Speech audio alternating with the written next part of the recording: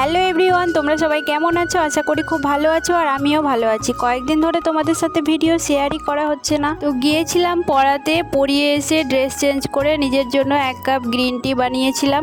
আর আজ শুধু চাটাই খেয়েছি, চায়ের সাথে আর কিছু নেইনি।